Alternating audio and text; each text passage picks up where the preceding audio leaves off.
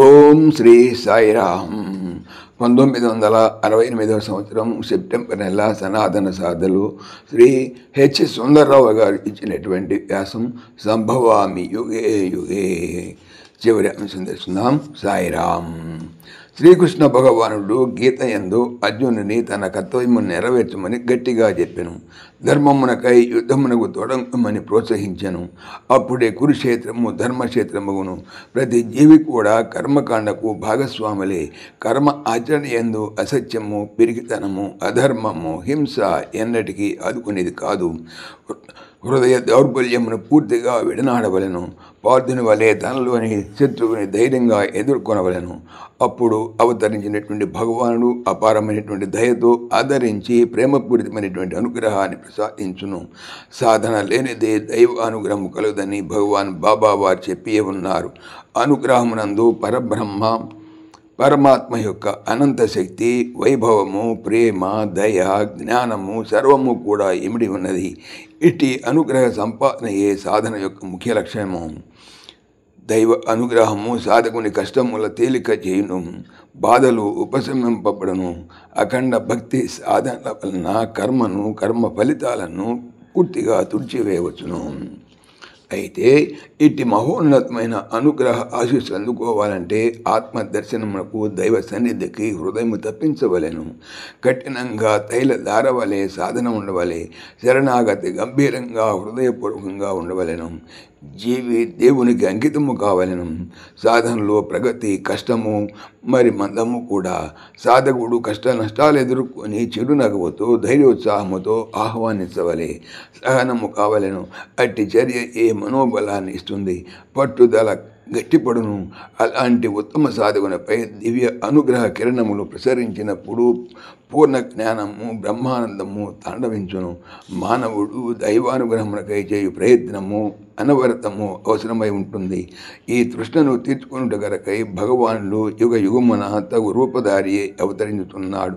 బాబా వారు 1964 సంవత్సరం దసరా ఉత్సవ సందర్భాల్లో ఉపన్యాసం ఇస్తూ భక్తులపై తనకు ఉండేటువంటి అపార ప్రేమ, అంతులేని దయను గురించి చెప్పారు. ఆ మాటల్లోని ప్రత్యేకమైన గంభీరత్వము, పటుత్వము నా హృదయాన్ని కదిలించి వేసింది. నేనే కాదు, చాలామంది దానిని చొరగొన్నారు. ఆ మాట గుప్తంగా వ్రాస్తాను.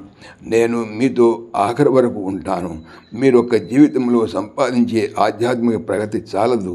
పూర్ణత్వమునకు కొన్ని జన్మలు కావచ్చు.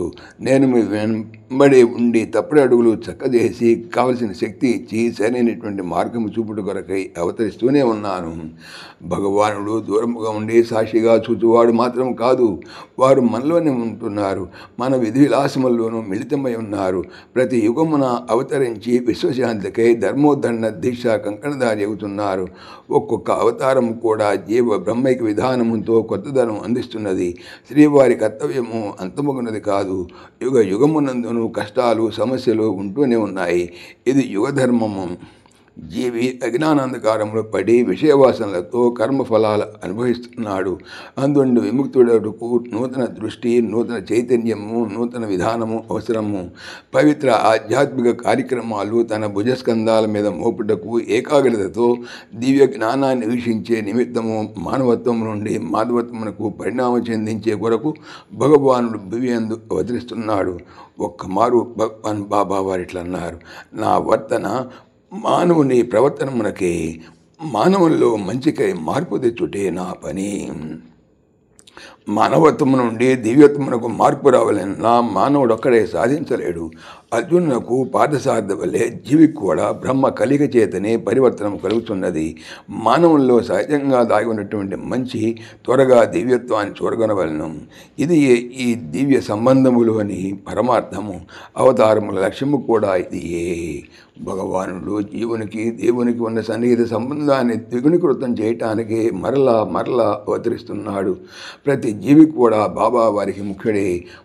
మానవుడు కాలచక్రమును దాటి పునరపి జననం పునరపి మరణం అనేటువంటి సుడిగుండములో నుండి తప్పించుకొని ముక్తుడవుటకు భగవాన్ బాబా వారు కలియుగ అవతారి నూతన ఆధ్యాత్మిక చైతన్యాన్ని ప్రసాదిస్తున్నారు.